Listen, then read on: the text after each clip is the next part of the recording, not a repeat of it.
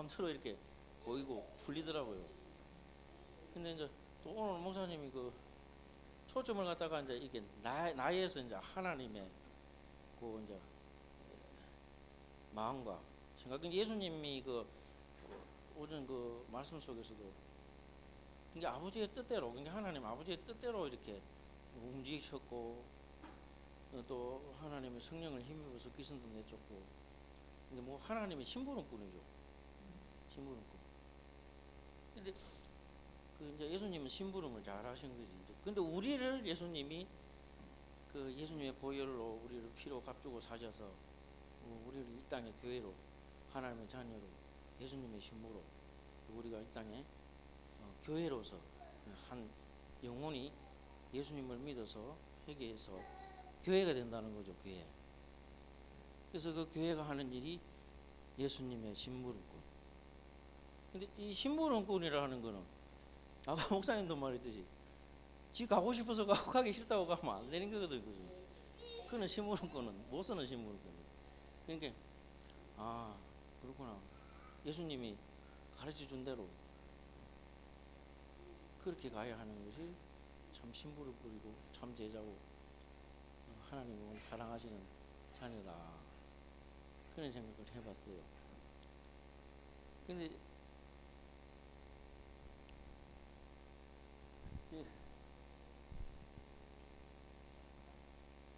이 코로나도 이 하나님이 보내신 거라고 나는 그렇게 믿고 있습니다. 보면은 저기 왜 그렇게 믿느냐 하면 그 출애굽 할 때 그 이제 이스라엘 장자는 안 치고 그 애굽의 장자들은 다 쳤잖아요. 초태생은. 근데 왜 안 쳤냐 하면은 그 문술주에다가 그게 이제 하나님께서 어린 양을 잡아서 문술주에 발라라. 그 발라놓으면은 그날 저녁에 천사들이 다 피해간대요. 그래 피해가는데 그렇게 해서 이제 잡아서 뭐 이방인들도 발랐겠죠. 믿는 사람들은. 근데 이제 발라놓으니까 그날 천사들이 다 이렇게 전화가고 애굽의 장자들은 초태생은 다 죽였거든. 그래서 예수님을 믿는 교회가 그 예수님의 보혈이 이제 이렇게 있는 사람들이거든. 십자가의 보혈이. 그래서 그 보혈이 이제 어떻게 나타나냐 하면 옛날에 마귀적인 생각들이 이게 하나님 그 거말법이 없다는 거. 사도 바울의 말. 사랑, 희락, 화평, 오래 참음, 기다림, 자비, 양성, 충성, 온유, 절제. 이 거말법이 없는 이 법으로 이렇게 이제 이렇게 우리가 성숙해 가야 그 예수님의 보혈이 그 목사님 만날 거거든요. 구원의 목적이 되어 있으면 안 된다고. 구원에 초점이 맞춰져 있으면 안 된다고. 왜?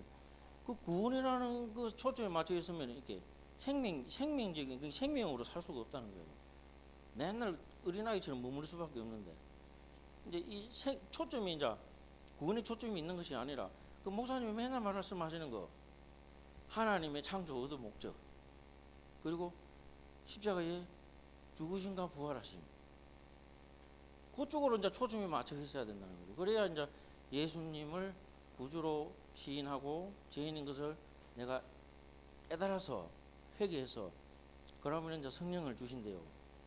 그럼 성령을 받아서 성령님이 인도하심을 따라서 그 사랑의 법으로 우리가 이제 가게 된다는 거죠. 그냥 억지로 가는 것이 아니고 그냥 붙어 있으면 간대요.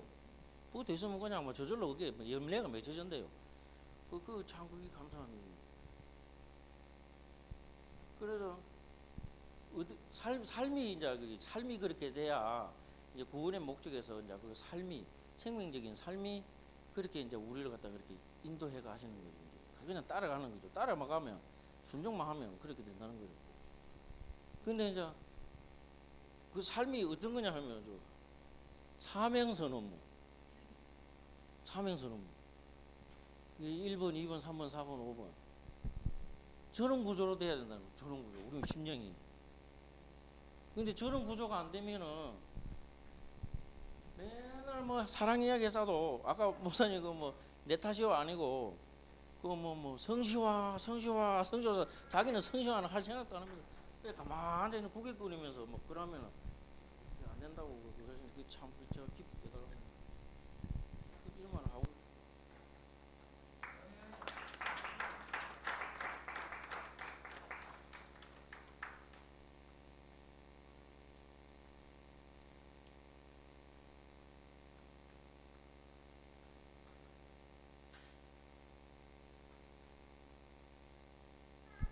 안녕하세요. 네, 간만에 나온 것 같습니다. 아, 제가 어제부로 제가 공사 중에 서울 공사가 하나 있었습니다. 서울에 빌라를 공사하는 공사였는데 다들 직원들은 가지 말자고 하고 가면 안 된다고 하는데 중국에서 선교하시다가 추방을 당하셔서 이제 옛날 어머니 집을 이렇게 수리를 해서 들어가서 사셔야 되는 두 부부의 집을 이제 제가 수리하게 되었었습니다. 근데 뭐 돈이 되는 것도 아니고 다들 이쪽에 바빠 죽겠는데 왜 그런 것만 직원들은 가져오냐고 하는데 저 마음 안에서는 25년 동안 중국 선교를 하시다가 추방을 당하셔서 오셔가지고 지금도 줌으로 계속 선교를 하고 계신다고 하는데 그분들의 사임을 들으면서 감옥 가면 가는 거고 그리고 이 처절했던 사람들 들으면서 그분들이 추방 당하면서 어떤 마음일까라는 마음들을 좀 듣게 됐습니다. 그래서 그분들의 이야기를 듣고 공사를 안 할 수 없었습니다. 그래서 한 3주간에 걸쳐서 서울을 갔다 왔다 아침에 출근하고 또 저녁에 내려오고 해야 될 상황이 됐었습니다. 근데 저희가 사실 아침에 새벽 5시에 이제 짐을 챙겨서 올라가서 밤 8시까지 공사하고 또 내려왔었거든요. 그래서 새벽 1시쯤 도착해서 또 그 다음 아침 일을 진행해야 되기 때문에 사실 저는 좀 졸음운전을 많이 하는 편입니다. 그래서 걱정을 많이 했는데 전혀 졸음운전도 안 나고 아주 말똥말똥하게 이제 서울 가면 그 좁은 골목에 40년 집을 리모델링하니 오직 쓰레기며 뭐 정신이 없죠. 근데 하면서 좀 은혜가 됐었습니다. 그러면서 어제 이사를 하셨는데 이제 아주 감사하게 이사를 하셨고 그러면서 제가 올라가면서 내려오면서 이 찬송가 79장을 한 100번은 부른 것 같아요. 정말 100번은 부른 것 같아요. 그래서 제가 다들 아시는 찬양 주 하나님 지으신 모든 세계라는 찬양입니다. 근데 제가 이 찬양을 잠시 제가 좀 읽어드리겠습니다. 주 하나님 지으신 모든 세계 내 마음속에 그리워 볼 때 하늘의 별 울려 퍼지는 내성 주님의 권능 우주에 찾네. 숲속이나 험한 산골짜기에서 지저귀는 저 새소들과 고요하게 흐르는 시냇물은 주님의 솜씨 노래하도다. 주 하나님 독생자 아낌없이 우리를 위해 보내주셨네. 십자가에 피 흘려 죽으신 주 내 모든 죄를 대속하셨네. 내 주 예수 세상에 다시 올 때 저 천국으로 날 인도하리. 나겸손이 엎드려 경배하며 영원히 주를 찬양하리라. 주님의 높고 위대하심을 내 영혼이 찬양하네. 주님의 높고 위대하심을 내 영혼이 찬양하네. 이 찬양을 하면서 문득 깨달아지는 게 있었습니다. 성경의 모든 66권이 이 찬양 안에 다 들어있다는 걸 생각하게 됐습니다. 1절, 2절은 하나님의 지으신 이 아름다운 우주와 하나님의 천지창조를 또 피조물들이 찬양하는 가사고요. 이렇게 아름다운 천지에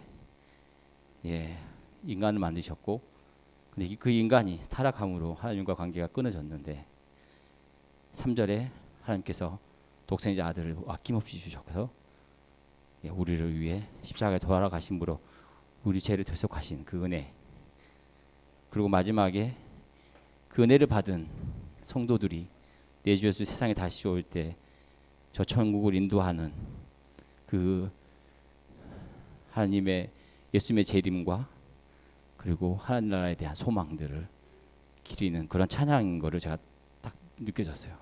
아, 복음의 핵심이 이 찬양 안에 다 있네. 그러면서 수없이 많이 불렀는데 이 찬양이 달리 좀 느껴졌습니다. 그래서 계속 부르는데 계속 은혜가 됐었습니다. 그래서 한 가면 4시간만 5시간 정도 운전하게 되더라고요. 워낙 막혀서. 근데 갔다 왔다 하면서 이 찬양을 부르면서 너무 은혜가 돼서 이 시간에 한번 찬양 한번 해보겠습니다. 예, 해야 될까요? 하늘만 낮춰도 될까요? 하늘만 낮춰도 될까요? 예. 주 하나님 지으신 모든 세계 내 마음 속에 그리워볼 때 하늘의 별 울려 퍼지는 내 성 주님의 권능 우주에 찬네 주님의 높고 위대하심을 내 영혼이 찬양하네 주님의 높고 위대하심을 내 영혼이 찬양하네 숲속이나 험한 산 골짜기에서 지저귀는 저 새소리들과 고요하게 흐르는 시냇물은 주님의 솜씨 노래하도다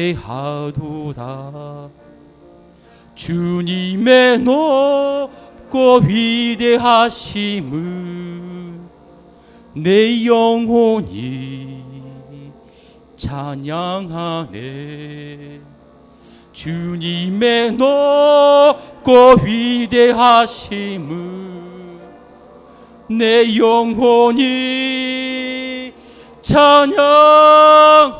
찬양하네 주 하나님 독생자 아낌없이 우리를 위해 보내주셨네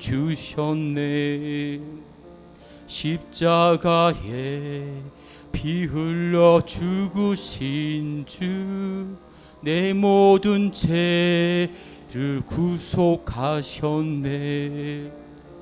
주님의 높고 위대하심을 내 영혼이 찬양하네 주님의 높고 위대하심을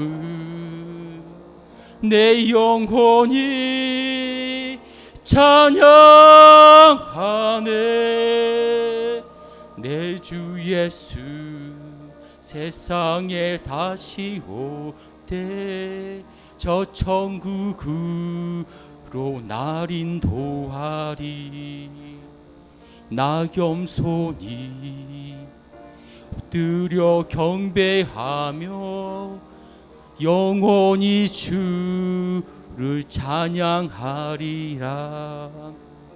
주님의 높고 위대하심을 내 영혼이 찬양하네 주님의 높고 위대하심을 내 영혼이 찬양하네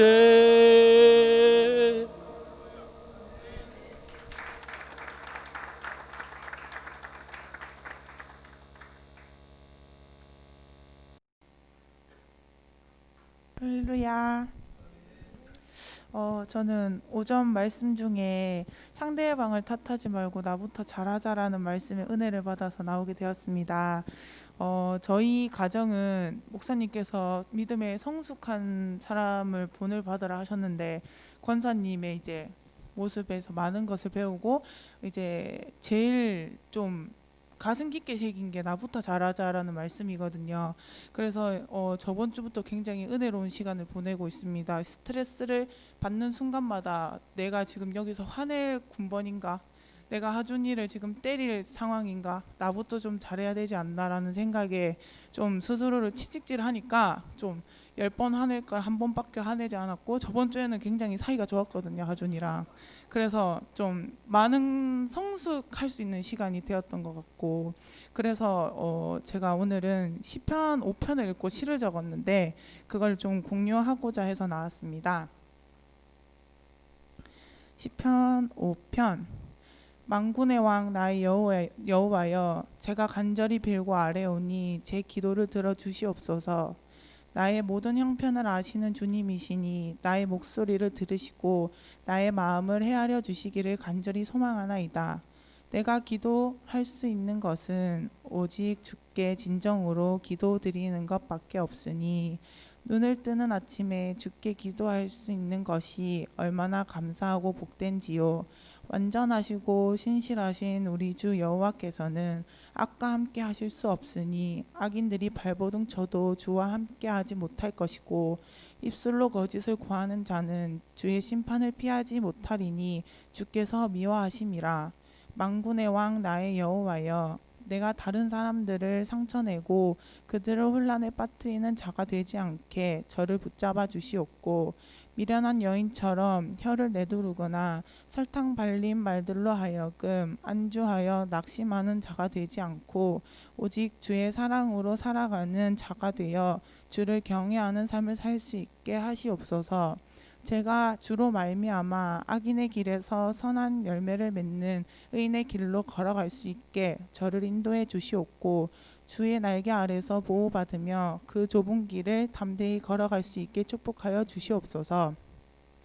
제가 초등학교 때 교회를 좀 자주 다녔었는데 생각해 보니까 어느 순간 딱 끊는 계기가 있었어요. 제가 살던 데가 굉장히 촌에서 촌이었기 때문에 교회 교인들이 10명 내외밖에 없었는데 권사님이 계셨는데 나이가 되게 많으신 할머니 권사님이셨는데 그러니까 저 초등학교 때 애들 보면 얼마나 이제 좀 잔소리가 하고 싶으셨겠어요. 그 예배 시작하기 전부터 오후 예배 끝날 때까지 눈에만 보이면 이제 권면이다 하시지만 이게 잔소리로 들리니까 그게 자꾸 싫다 하니까 이제 그 권사님 보기 싫어서 안 간 이유가 컸던 것 같거든요. 그래서 그 모습이 딱 생각나면서 나는 나중에 그때 초등학교 당시 때 난 저렇게 늙지 말아야지 이 생각했는데 그게 이제 영적인 사람의 이제 삶으로 살아가다 보니까 나는 다른 사람들한테 이렇게 상처를 주면 안 되겠다라는 생각이 들었거든요. 그러니까 내가 받은 상처만큼 나도 남에게 상처를 줄 수 있다는 걸 약간 항상 인지하고 살아간다면 우리가 정말 입술로 죄를 짓는 그런 미련한 자들이 되지 않을 수 있지 않을까 생각합니다. 그리고 시현 지사님께서 글을 하나 읽어 달라고 말씀을 하셔서 그 영원에서 지상으로 이제 마무리를 하셨거든요. 그래서 보내온 걸 제가 읽어드리도록 하겠습니다. 그리스도의 신부, 하나님의 집, 그리스도의 몸과 하나님의 가족까지 읽어본 후 나의 가치관, 목적, 정체성이 하나님에 의해서 알고 이루어져야 바르게 나아갈 수 있음을 좀 더 명확히 알 수 있었습니다.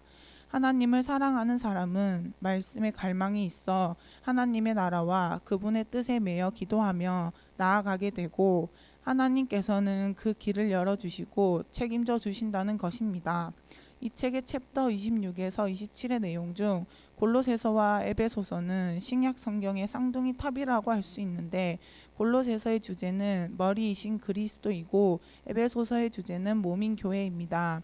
내 몸이 내 머리의 지시를 잘 따를 때 정상적인 몸이 되어 분리될 수 없는 유기적인 결합 관계가 되듯 그리스도의 충만은 그리스도 자신만이 아님은 알 수 있으며 성경 대부분이 주와 하나님 하나 된 사람들에게 쓴 것이기에 공동체에 맞춰졌고 우리는 새로운 종족인 공동체 안에서 살고 일하고 활동해야 하므로 이 시대의 절실히 요구되는 것은 우리가 예수 그리스도가 중심이 되어 함께 모이며 삶을 나누는 것이 곧 그리스도를 구체적으로 표현하는 것이며 이것이 교회라고 생각합니다.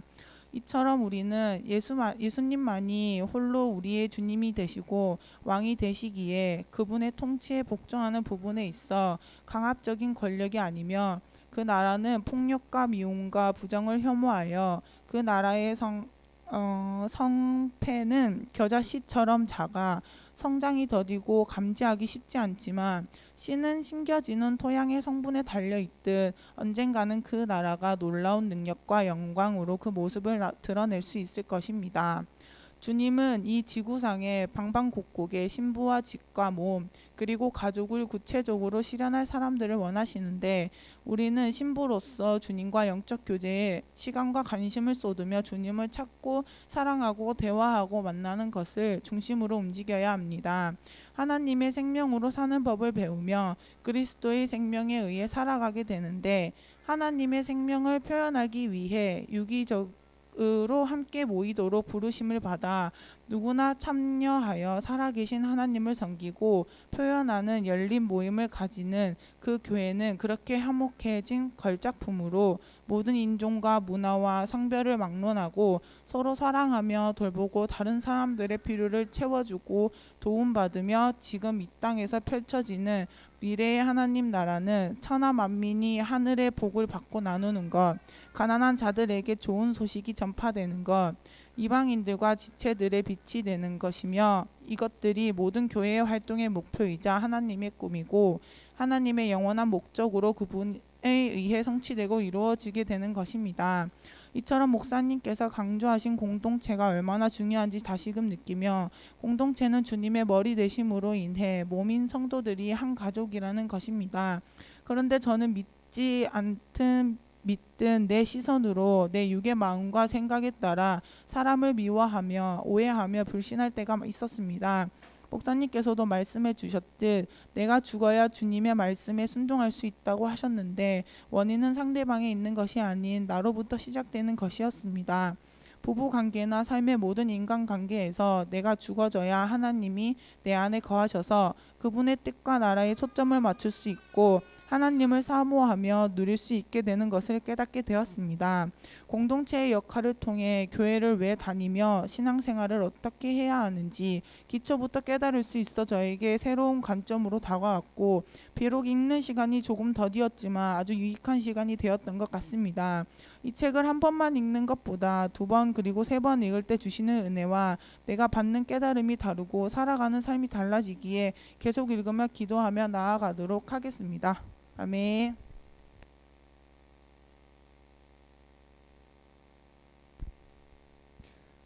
조하나 목사님이 나가라고 그랬는데 형이 나왔지. 시간을 벌어줄 테니까 성견이 저번에 했던 것처럼 생각을 잘하고 있어봐.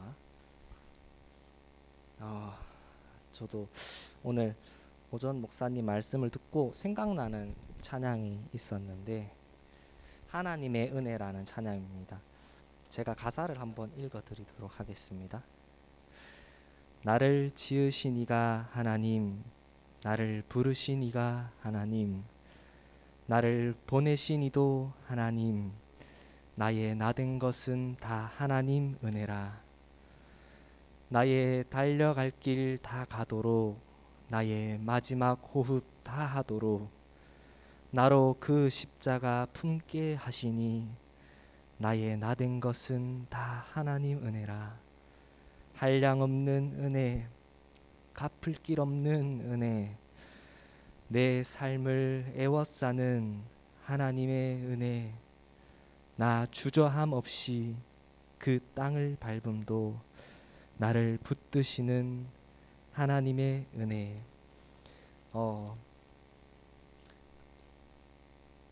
앞에 이제 나를 지으신 이가 하나님, 나를 부르신 이가 하나님, 나를 보내신 이가 하나님, 이 가사를 생각할 때는 목사님께서 오늘 제목으로 말씀하셨고 이제 주제로 말씀하셨던 하나님은 우리를 세상에 복음을 전하고 또 세상에 가서 그 제자를 삼으라고 하신 것으로서 저희를 지으셨고 저희를 부르셨고 저희를 보내셨다라는 의미에서 이 찬양이 또 생각났고, 뒤에는 목사님께서 왜 그 말씀을 하셨잖아요. 이제 연세 있으신 지사님 두 분을 가리키면서 지사님 두 분 아마 생각하실 거지만 다른 분들은 생각하지 않고 사시지요라고 하시면서 내 인생 마지막 날에 내가 하나님 앞에 서는 것을 생각하고 과연 사는가라는 말씀을 하셨는데, 정말 이 찬양의 가사처럼 나의 달려갈 길을 내가 다 간 후에, 나의 마지막 호흡을 다한 후에 내가 하나님 앞에서 과연 어떤 자로 서 있는가, 그리고 그것을 정말 생각한다면 목사님께서 말씀해 주셨던 것과 같이 나의 삶이 다르지 않을까. 당장 내가 내일 죽는다 생각할 때 오늘 이 세상의 유혹에 빠져서 살아갈 수 있고 내가 하고 싶은 대로 하며 살아갈 수 있을까.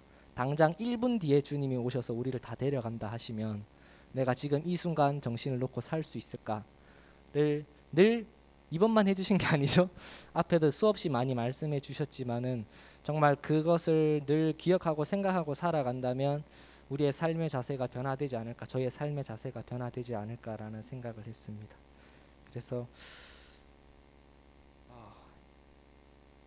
그래서 이런 생각을 한다면 이 찬양의 가사처럼 나의 달려갈 길과 나의 마지막 호흡이 닿을 때까지 주님이 지신 그 십자가를 나로서 품게 해주시는 것 같아요. 내가 품을 수 있는 것이 아니라 이 찬양의 가사들처럼 하나님의 은혜로 말미암아서 내가 나된 것이고 하나님의 은혜로 말미암아서 내가 가야 할 길을 주님께서 가게 해주시는 것 같습니다.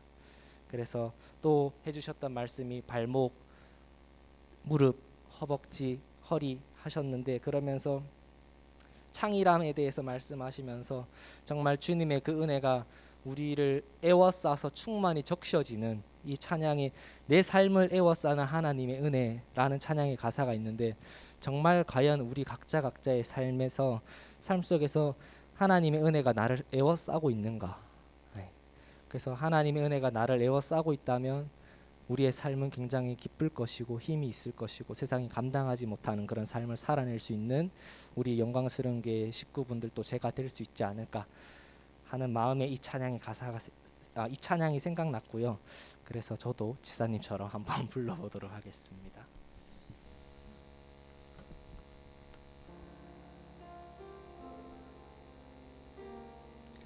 나를 지으신 이가 하나님, 나를 보내신 이가 하나님, 나를 보내신 이도 하나님,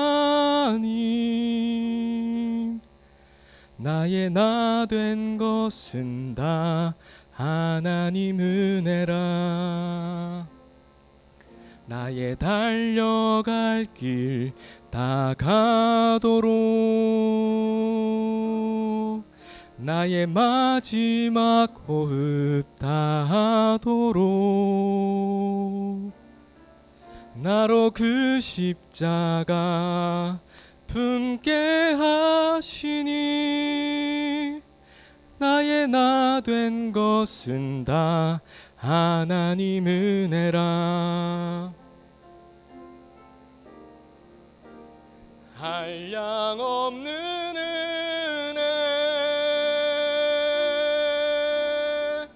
갚을 길 없는 은혜, 내 삶을 애워싸는 하나님의 은혜,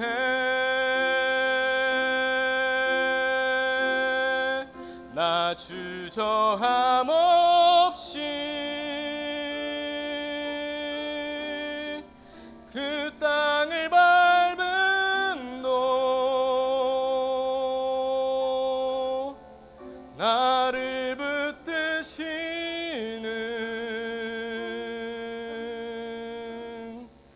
하나님의 은혜.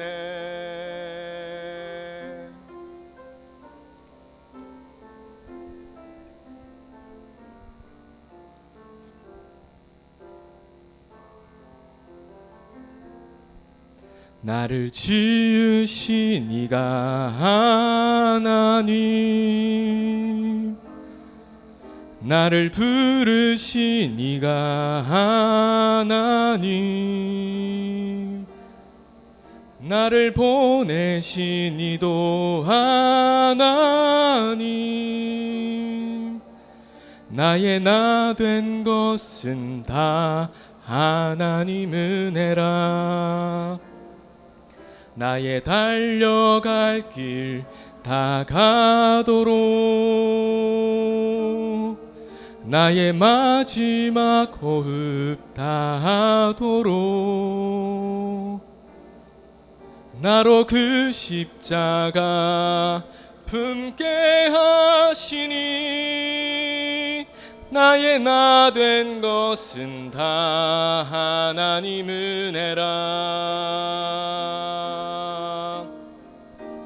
한량없는 은혜, 갚을 길 없는 은혜, 내 삶을 애워싸는 하나님의 은혜. 나 주저함 없이 그 땅을 밟음도 나를 붙드시는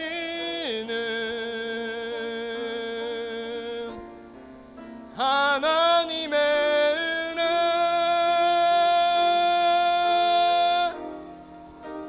한량없는 은혜, 갚을 길 없는 은혜,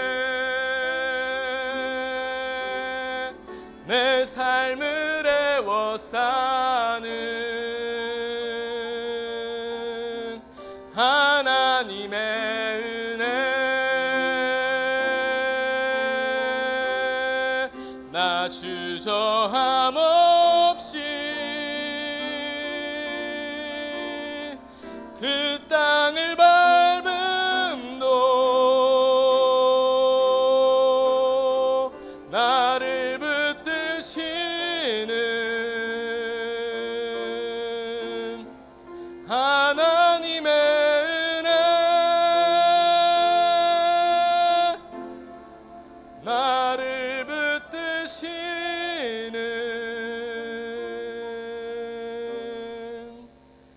하나님의 은혜.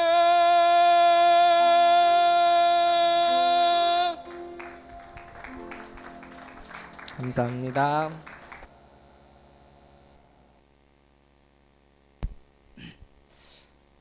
저는 앞에 나와서 서는 게 이제 떨리고 그런 건 없는 것 같습니다. 예전 같으면은 나올 때마다 되게 떨리고 막 이렇게 긴장이 되고 어떤 그런 분위기였는데, 지금은 이제는 이렇게 나와서 이제 해도 떨리고 하는 어떤 그런 건 없는 것 같습니다. 제가 이제 이렇게 나온 이유는 이제 이런 시스템으로 바꾸고 하면서 이제 누구나 다 이렇게 하는, 목사님 어떤 하는 사역에 다 동참을 해야 되고 하는 어떤 그런 과정 속에 있지만, 우리 지금 주일날 기도하는 것도 보면 순서에 의해서 이렇게 기도 차례가 돌아오면 기도를 하고 하는 것처럼 아마 저도 그런 걸 조금 느꼈습니다. 이렇게 나와서 많은 분들이 하고 나면은 또 우리가 해야 될 어떤 시간이 되면 또 나가야 된다, 어떤 그런 생각을 가질 수도 있고, 오늘은 지훈이가 자꾸 이제 그런 눈치를 주더라고요.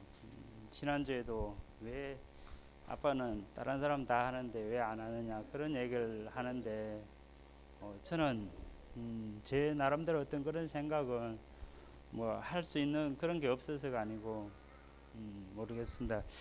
좀 자만인지는 모르겠지만 어떤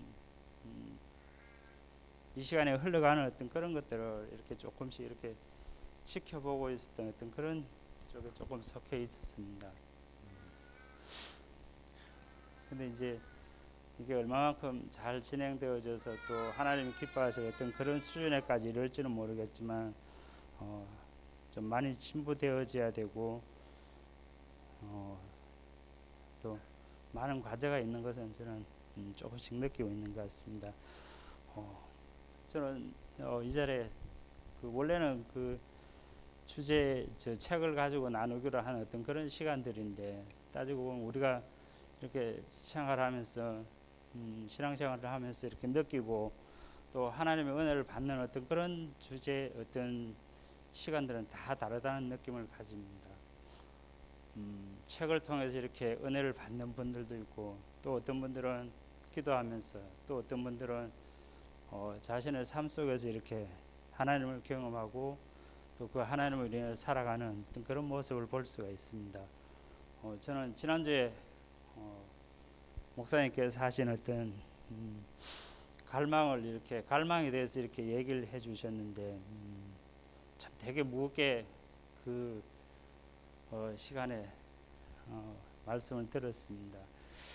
우리가 신앙생활을 하면서 지금까지 가지고 있었던 것들이 총체적으로 무엇인가 하는 그런 생각들도 하고 또 어떤 면에서 마지막 시대에 하나님이 원하시는 어떤 그 갈망 속에서 우리가 실제로 호흡하고 있고 또 어떤 하나님이 원하시는 어떤 그런 교회를 만들기 위해서 우리의 관심이 실제적으로 그곳에 있는가 하는 생각을 가지면서 참 부끄럽기도 했고 또 이렇게 새롭게 나아갈 방향을 다시 잡는 어떤 그런 계기가 된 것 같습니다. 계속해서 이제 주일날 주어진 어떤 그런 말씀 속에 예전에 뭐 이렇게 했던 어떤 그런 말씀들도 있고 또 이렇게 새로운 어떤 말씀들도 있는데 아마 그런 것 같습니다. 계속해서 이렇게 주어진 어떤 그런 말씀들보다는 실제적으로 우리의 삶을 변화시킬 수 있는 그런 말들이 실제로 필요하다 하는 그런 느낌 속에 지난주 같은 그런 말씀을 전해주신 걸로 저는 생각을 하고 있습니다. 꿈이 있는 사람이 진보를 한다고 얘기를 했고 또 우리가 가진 그 꿈만큼 우리의 삶은 이렇게 향상된다고 목사님께서 얘기를 해주셨습니다. 그러면서 우리가 가지고 있는 꿈이 교회에 이렇게 미치는 어떤 그런 것과 이렇게 비교해서 생각을 하게 되고 또 그 미치는 영향력이 얼마나 되는가 하는 그런 것들을 생각해보게 되었습니다. 그 말씀을 한 번 듣고 안 된다고 얘기를 하셨는데 계속 이제 가벼운 말씀이 아니니까 묵상을 조금 하게 되었습니다. 그러면서 실제적으로 우리에게 필요한 것이 무엇인가 하는 걸 참 많은 것들이 필요합니다. 살아가면서 필요한 그런 것들이 있는데 실제로 우리가 신앙생활하면서 필요한 것이 하나님을 사랑하는 것, 어떤 뜨거운 열정 그리고 하나님 나라에 대한 어떤 그런 갈망들이 참 필요한데 우리는 사소한 것들에 많이 그런 것들을 빼앗기고 살아가고 있는 제 자신의 모습을 발견을 하고 참 본질이 아닌 어떤 그런 쪽에 되게 우리의 에너지를 많이 쏟고 있다는 그런 느낌을 가지게 됩니다. 실제적으로 우리가 이제 주님 나라에 갈 때까지 기간이 얼마나 남았는지 그 어느 누구도 이렇게 계산을 할 수가 없습니다. 따지고 보면 부르신 날은 다 우리가 기억하고 있고 또 그러지만 주님 앞에 가는 그날까지는 우리가 분명 한 가지는 최선을 다해서 이루고 가야 될 어떤 목표는 분명히 가지고 살아야 될 것 같습니다. 예전에 제가 운동 좋아해가지고 못 모르게 마라톤도 이렇게 좀 하고 해봤지만 아직까지도 좀 못 이루는 어떤 조그만 미련이 남는 게 남들 다 해본 어떤 조금 더 힘든 걸 해봤으면 그런 생각도 가지고 또 어떤 면에서 지금은 이제 많이 내려놨습니다. 그런 부분에 대해 다 내려놨지만은 그럼에도 한쪽 구석에서는 내가 진짜 숨이 막힐 정도로 그렇게 열정적으로 한번 그곳에 한 미쳐봤으면 좋겠다는 그런 생각들을 지금도 가지고 있습니다.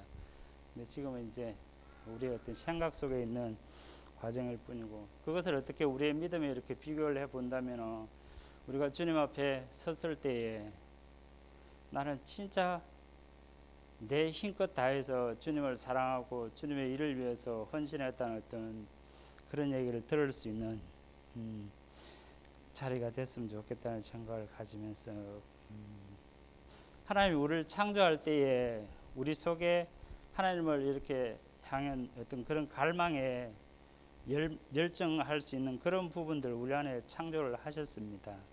근데 우리가 많은 것들로 인해서 우리의 다른 어떤 그런 것들로 많이 채우고 있으므로 그런 것들이 이렇게 드러나지 않고 실제적으로 효과를 발휘하지 못하고 있는 것 같습니다. 우리가 그리스도를 알아가는 어떤 하나님을 알아가고 또 교회를 사랑하는 그 마음들이 우리 모든 삶의 중심에 이렇게 꽉 있어야 되는데, 그렇지 못한 것들 참 이때까지 신앙생활하면서 참 부끄러운 어떤 그런 모습인 것 같습니다. 그러면서 이제는 우리의 어떤 직분이나 타이틀이나 어떤 신앙생활을 했던 어떤 그런 연수라든지 그런 것들은 계속해서 느끼는 건데 아무런 우리에게 의의가 되지는 않는구나 하는 생각을 가지면서 주님이 원하시는 어떤 그런 부분을 이루기 위해서 우리 자신을 끊임없이 쳐서 복종시키고 우리가 바라보아야 할 어떤 그 이상을 향해서 끊임없이 나아가야 될 것 같습니다. 하여튼 얘기를 하다 보니까 두서가 없긴 없는데, 하여튼 우리가 우리 속에 채워진 많은 것들을 다 비우고 하나님의 것으로 이렇게 더 많이 채워갈 수 있는 그런 계기가 되었으면 참 좋을 것 같습니다. 주한이의 부담을 가지는 저 뒷 어깨를 보는 순간 내가 먼저 나가줘야 되겠다 이런 생각이 들더라고요. 사실은 이 앞에 선다는 거는 많은 것을 감내해야 된다는 생각을 좀 합니다. 왜냐하면 제 자신과 다른 사람들의 판단을 감수해야죠.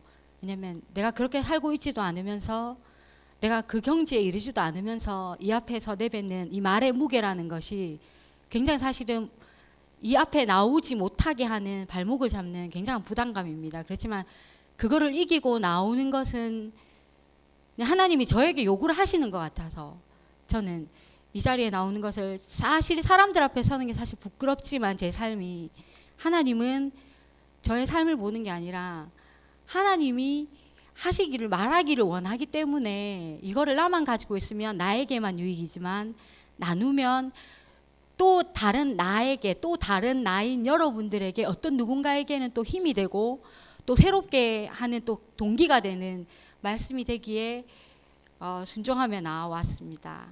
주하나 내 다음에 화이팅. 이제 이것도 고정관념인지 습관인지는 잘 모르겠으나 좀 습관인 것 같기도 해요. 제자에 대한 삶에 이렇게 말씀을 들을 때마다 항상 연상되는 소환되는 말씀이 있어요. 항상 저에게는 다른 분들은 어떨지 모르겠어요.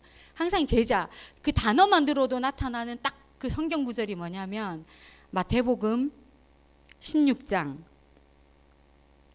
24절 말씀입니다. 제가 읽어보겠습니다. 이에 예수께서 제자들에게 이르시되 누구든지 나를 따라오려거든 자기를 부인하고 자기 십자가를 지고 나를 따를 것이니라.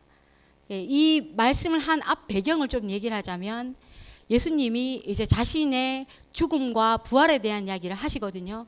그랬을 때에 예수님께서 사랑하시는 제자 베드로가 예수님 안 됩니다. 결코 죽으실 수 없습니다. 이렇게 하거든요. 그랬을 때 예수님이 베드로를 향해서 사탄아 이렇게 말해요. 베드로야 이렇게 하는 게 아니고 사탄아 너는 하나님의 일을 생각하지 아니하고 사람의 일을 생각하는도다 하면서 이제 이 말씀을 하시거든요. 근데 이 말씀을 마태복음, 마가복음, 누가복음 세 군데 다 나와 있습니다. 요한복음 빼고 다 나와 있더라고요. 이게 마태복음 16장에도 나와 있지만 마가복음 8장에도 동일한 말씀이 있고 누가복음 9장에도 똑같은 말씀을 예수님이 하시는데 조금 다른 것은 마태복음과 마가복음에서는 누구든지 나를 따라오려거든 이렇게 말씀하시거든요.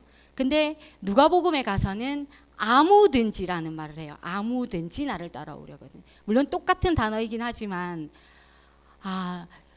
주님이 보실 때에 이 주님을 따라오는 모든 자들은 아무나도 상관없고 누구라도 상관없고 아무나도 상관없다. 그 사람의 그 어떠한 외형적인 거나 그 사람이 어떤 걸 보시지 않는다는 거죠. 그냥 모든 자가 나를 따라오기를 원하는 자는 자기 십자가를 지고 그리고 자기를 부인하고 따라오라고 말씀하시거든요. 근데 이 말씀이 자꾸 연상이 자꾸 나는 거예요. 항상 제자에 대한 말씀을 들을 때마다 이 말씀이 자꾸 소환이 돼서 자꾸 성령님께서 제가 제자를 되기를 원하시면서 같이 하시는 말씀. 자기 부인, 왜 자꾸 자기 부인을 하라고 하시는 것일까? 제자가 걸어가야 될 그 정도의 첫걸음이 바로 자기 부인이라는 거죠.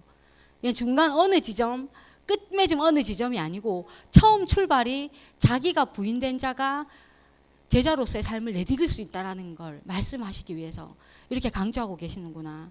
그러면 12제자가 있잖아요. 예수님을 항상 따라다니는 3년 동안 먹고 마시고 숙식하던 이 12제자들 중에 탈락자가 있었어요. 누구예요? 가룟 유다가 있거든요.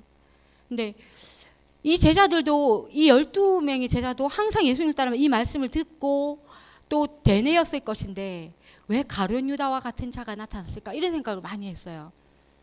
왜 가룟 유다가 나타났지? 예수님이 행하신 많은 것들을 보고 그러면서 저에게 하나님이 개인적으로 주는 경각심은 뭐냐면 나도 제자의 삶을 중요하게 생각하지 아니하고 중도 포기하면 가룟 유다가 되는구나. 이거는 저뿐만 아니라 함께 신앙생활하는 우리 모두도 우리 무리 속에도 가룟 유다가 될 가능성을 가지고 있는 사람이 있을 수도 있고 이미 가룟 유다가 된 사람이 있을 수도 있고 아니면 모든 영광을 예수님과 함께 다 받는데 끝에 성령님만 오시면 되는 그 시점까지 견디지 못한 자는 가룟 유다가 될 수도 있다는 거죠. 이 제자의 11명, 가룟 유다를 제외한 11명의 제자가 참 제자로서의 삶에 들어갈 수 있었던 거는 성령님을 받고 난 이후거든요. 근데 그들의 자의적으로 됐던 건 아니에요. 돌이켜보면 이 말씀을 들었지만 이 11명의 제자는 물론 참 제자가 되기 위해서 노력도 했을 것이고 그리고 예수님의 가르침을 따라서 자의적으로 행하기도 했을 거거든요. 그러나 참 제자는 안 됐단 말이죠. 근데 언제 그게 가능해졌냐면 오순절날 예수님이 승천하시고 성령님께서 오시고 난 이후에 그냥 능력 대신 성령님이 부어졌을 때 자의적으로 하던 모든 것들이 떠나가고 하나님에 의해서 그냥 돼버리는 제자가 돼버리는 사건이 일어나거든요. 근데 만약 그런 생각이 문득 들더라고요. 만약 가룟 유다가 예수님을 파는 정말 이런 영모와 같은 어마어마한 일을 저질렀지만 그러니까 가룟 유다 그가 죄책감을 가지고 성령님이 오실 때까지 살아 있었으면 어떻게 됐을까? 이런 생각이 좀 문득 들더라고요. 만약에 가룟 유다가 자기 스스로 목숨을 버리지 않고 성령님이 임하시는 그 오순절 사건에 그때까지 있어서 회개하고 성령을 받았다면 이도 역사에 지워지지 않은 엄청난 일을 저질렀지만 그도 참 제자가 됐을 것이라는 생각이 들더라고요.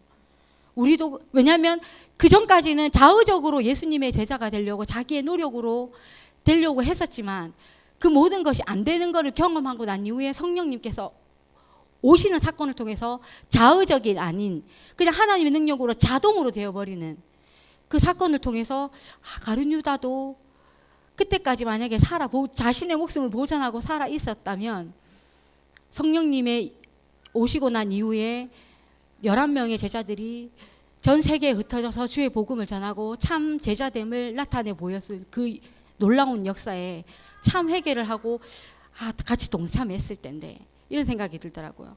그러면서 내 자신이 만약에 현재 내 자신이 가룟 유다라면 주님께서 어떤 일을 하시기까지 내가 견디게 하옵시고 그래서 결국에는 성령께서 나에게 임했죠. 임하고 난 이후로 내가 자의적으로 하던 모든 것을 벗어버리고 자기 부인을 해서 벗어버리고 성령님께서 하시는 일을 하시기를 원합니다 하는 그 마음을 다시 품기를 원하시는 우리가 만약에 제자의 길을 가는 것을 터부시 여기고 귀찮이 여기고 한다면 우리는 이미 가룟 유다인지도 모르겠다는 생각이 들더라고요. 우리가 가장 위대하게 여기는 그 예수님의 제자 사도 바울이 있잖아요. 그는 끝까지 초반에 그의 사역은 예수님 하시는 일, 하나님 하신 일들을 끊임없이 박해하고 반대하고 이렇게 거절했고 거부하던 아주 너무 적극적이다 못해 막 좀 포악했을 정도로 했던 그가 성령님을 만나고 회개를 통하여서 예수님의 참 제자가 된 이후에는 복음을 위해서 오직 사명을 다했잖아요. 마지막에 그가 했던 그 포박 당하기 전에 그래서 결국에는 죄의 수액 신분으로 로마에까지 가서 황제에게 마지막 복음을 전하는 일, 그 일을 위해서 잡히기 전에 그가 했던 그 고백이 좀 새롭게 느껴졌습니다. 사도행전 20장 24절의 말씀에 내가 달려갈 길과 주 예수께 받은 사명 곧 하나님의 은혜의 복음을 증언하는 일을 마치려 하면은 나의 생명조차 조금도 귀한 것으로 여기지 아니하노라.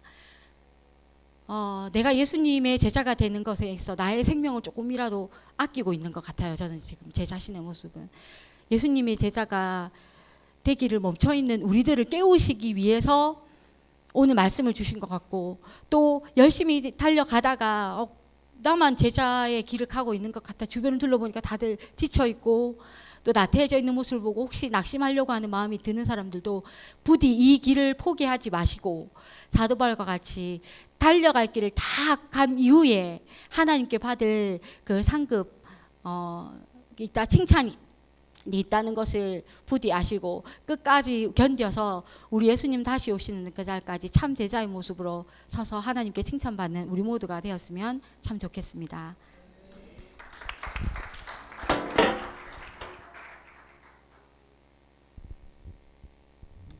안녕하세요. 제가 오늘 말씀 중에서 목사님께서 그 손가락으로 가리키셨을 때 그 가리킨 곳을 봐야지 손가락을 보면 안 된다고 하시잖아요. 그리고 말씀도 그 성경 말씀만 보면 안 된다고 하셨는데, 제가 이 말씀 듣고 좀 뜬금한 게, 제가 저희 엄마랑 같이 성경을 하루에 거의 한 번씩은 읽는데, 그때마다 제가 성경에 그냥 너무 읽기가 싫고 귀찮아서 대충 설렁설렁하게 좀 넘어가는 경우가 많았거든요. 그 어쩔 때는 저희 엄마가 그 성경의 한 구절을 그 설명해 주시고 해석해 주실 때가 있는데, 그것마저도 제가 좀 너무 귀찮아가지고 설렁설렁 넘어가가지고 그랬는데, 그 아까 전에 그 말씀을 듣고 좀 너무 뭐라 해야 되지? 좀 후회가 되고 좀 많이 부끄러워가지고 앞으로 성경 읽을 때 어떻게 하는지도 잘 몰라가지고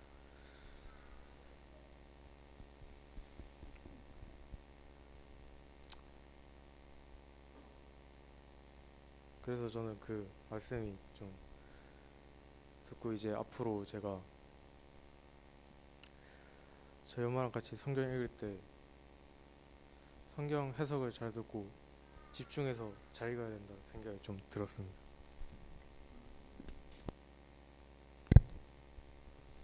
우리 주한이 고백이 참 귀합니다. 어렸을 때에 하나님 말씀을 가까이 하면은 그 말씀이 사람으로 인해서 이 세상 살아갈 때에 그 말씀이 기억남으로 하나님께서 바른 길로 인도해 주십니다. 꾸준히 말씀 보면 앞으로 좋은 결과가 하나님께서 주실 것입니다. 오늘 목사님 말씀은 이제 우리가 교회에서, 가정에서, 직장에서 하나님과 끊임없는 관계를 유지하면서 이렇게 믿음 생활하라고 그랬잖아, 그죠? 근데 교회에서는 그나마 그 하나님 앞에 우리가 예배드리는 그런 시간과 또 성도들과 이런 관계 속에서 그게 좀 높은데, 가정에서나 직장에서는 그게 참 약한 것 같아요. 특히 저 같은 경우에도 우리 집에서 이제 우리 아이들하고 있다 보면 우리 아이도 저기 있지만 참 자녀는 자라면 자랄수록 힘든 것 같습니다. 왜냐하면 자기들의 생각과 자기들이 자아가 자라기 때문에, 또 자기들의 어떤 생각이 있기 때문에 부모들의 말에 순종하기보다는 일단은 이제 보니까 자기들이 앞으로 공부도 있고 또 앞으로 살아가야 할 그런 어떤 길이기 때문에 거기를 놓고 꾸준히 가면 좋을 텐데 지금은 솔직히 너무 좋잖아, 그죠? 쉽게 말해서 핸드폰이 완전 이거는 좋은 건 하나밖에 없는 것 같아요. 정보. 그 외에는 다 시간을 핸드폰에 다 뺏기는 것 같아요. 아이들도 그렇고 어른도 마찬가지고. 그래서 참 그런 것들이 너무 좀 가슴 아프고, 그래서 제가 이 시간에 나와서 이렇게 이야기해주고 싶은 것은 세상을 이제 제자로 삼으라 그랬잖아, 그죠? 제가 지금 이제 돌봄하는 이게 벌써 2년이 지났는데 제가 가는 그 가정에는 아이가 3명이에요, 아들만 3명. 근데 이제 큰애가 초등학교 2학년, 작은 아가 이제 1학년, 그리고 막내가 6살인데 제가 항상 가면 그 가정에서 기도를 해줘요. 막내 같은 경우에는 아직 어리기 때문에 기도를 하면은 제가 아멘 하던 걔가, 근데 이제 큰애하고 둘째는 아멘을 절대 안 해요. 그래서 묻더라고 한 번은 막내가, 선생님 왜 형들은 아멘 안 해요 그러더라고요. 그래서 그래, 쟤네들은 아직 마음에 하나님에 대한 믿음이 부족하기 때문에 말로 표현하기가 힘들고, 너 같은 경우에는 하나님을 가슴속에 있기 때문에 너가 입을 열어서 아멘 하기 때문에 그 믿음이 큰 거야. 그렇게 또 이야기해주고, 어떨 때는 제가 또 깜빡이고 기도를 안 하거든요. 그럼 또 걔가 묻는 거예요. 왜 선생님 오늘은 아멘 안 해요? 그러거든요. 그럼 또 기도를 해줘요. 그 가정에는 이제 큰 그림이 하나 있는데 달마라는 큰 그림이 벽에 탁 붙어 있더라고. 근데 처음에 제가 갔을 때는 제가 많이 좀 힘들었었거든요. 근데 계속 제가 그 집에 있으면서 내 마음으로 이렇게 기도를 계속 하다 보니까 그 막내는 하나님의 생명이 있는 거 제가 좀 느끼거든요. 목사님 말씀 통해서 하나님 생명의 씨앗이었기 때문에 비록 어릴지라도 제가 아무리 하나님에 대해서 이야기를 해주고 비유로 또 기도를 해도 두 아이는 아멘이라는 말을 안 해요. 절대 안 해요. 근데 막내 같은 경우는 아직 어려서 그런지 몰라도 아멘을 잘하더라고요. 그래서 하나님의 생명의 씨앗이 이렇게 중요하구나. 그리고 하나님을 안다는 게 얼마나 크고 놀라운지.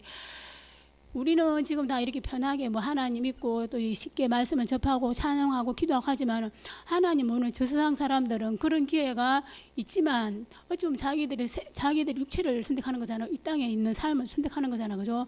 근데 오늘 목사님께서는 우리가 세상의 사람들을 제자로 삼으라 했잖아, 그죠? 근데 세상 사람들은 자기들의 이 땅에 있는 먹고 마시고 편안함을 추구하기 때문에 저번 주에 목사님께서 말씀하신 것처럼 영적인 갈망, 선한 갈망이 없는 거예요. 그냥 육신대로 먹고 마시고 편하게 살다가 이제 죽으면 끝이고, 저희 같은 경우는 그나마 우리 자신과 싸우면서 끊임없이 또 하나님을 알고자 하고 주님을 알고자 우리 자신과 싸움을 하잖아, 그죠? 그래서 우리가 이제 목사님 말씀을 듣고 또 그 말씀을 듣고 가정에 가서 그 말씀을 묵상을 하고 또 기도하고 예수님 모르는 사람들한테 예수님을 전하고 해야 되는데 그게 지금은 너무 이제 폭이 좁은 것 같아요. 또 목사님께서 그랬잖아요, 오늘, 그죠? 영적인 제자가 있어라. 근데 이제 저 같은 경우 영적인 제자가 지금 안 나오지, 우리 서복선 성도님, 복순이 성도님인데 어제도 잠깐 얼굴 보고 봤거든요. 그래, 교회는 안 나오지만 이렇게 예배 시간을 갈망하고 또 목사님 말씀을 통해서 은혜를 받고 하나님을 알고자 하는 그런 마음이 너무 귀하고, 또 비록 교회는 못 나오지만 또 영상으로 끊임없이 이렇게 말씀을 접하고 또 이렇게 성경을 통해서 하나님을 알아가는 그 마음이 너무 귀한 것 같습니다. 우리가 비록 지금 내가 섬기는 뭐 제자가 없다 할지라도 내가 하나님의 믿음으로 바로 서고 가까이에 찾으면 또 분명히 있거든요. 그러니까 우리 여기 있는 모든 성도님들이 하나님 그 은혜 가운데 그 사랑을 조금이라도 나누면 그 가운데 하나님은 또 역사하시고 또 선한 사람 만나게 해주시거든요. 그래서 우리가 솔직히 이제 이 코로나 때문에 힘들잖아, 그죠? 가정에서 집에서 또 직장 그리고 교회 밖으로 나가기도 힘들고 남의 집에 가는 것도 힘들고 마스크 안 쓰면 외출하기도 너무 힘든 그런 가운데 있지만 정말 이 답답하고 암울한 이 시대에 우리가 하나님으로 인해 호흡하고 또 생명 되신 하나님의 그 생명으로 산다면 또 이 고난이 언젠가는 끝나지 않겠습니까? 믿음으로 날마다 하나님 앞에 섰으면 감사하겠습니다. 은혜롭게들 잘해주셔서 감사합니다. 내가 은혜를 받아요. 여러분들이 말씀을 나누는 걸 보면서 참고로 여러분에게 말씀을 드리는 것은, 말씀을 받는 것은 본인의 입장에서 말씀을 받기 때문에 간증도 달리 나올 수 있어요. 그건 괜찮아요. 근데 이제 뭐 지금 문제가 있는 건 아니에요. 그야말로 높아심에서 얘기하는 건데, 여러분이 받는 은혜와 또 고백하는 말씀에 그 내막에 기초가 되어지는 것은 복음이 되어야 돼요. 그냥 각자가 은혜 받았다고 해서 그냥 그게 은혜가 아니에요. 그걸 가져서 나올 때에는 은혜 받은 말씀이 그 내면에는 항상 복음이 깔려 있어야지 된다. 그래야지 통일성이 있고 빗나가질 않아요. 복음이 기초가 되고 중심이 되지 아니하면 나는 은혜 받았다고 하는데 그냥 내 길로 가는, 마이웨이로 가는 경우가 생겨요. 이게 아주 무서운 거거든요. 그래서 한국 교회가 강대권을 일반 성도들에게 안 주는 이유가 성경적이지 않지만은 주지 않는 이유가 그래서 그런 거예요. 그냥 자기가 좋은 대로 성경을 해석하고 자기의 막개실이 그냥 복음에 기초하지 아니하고 자기가 좋은 것만 이렇게 받아들이고 하다 보니까 굴절된 시각으로 말씀을 보고 받아들일 수 있기 때문이더라 하는 걸 여러분이 기억하시고, 여러분이 간증하는 것들이 복음에 맞추어서 봤을 때 맞는가, 복음에 근거해서 내가 은혜를 입었는가, 이런 것들을 생각하시면 되고,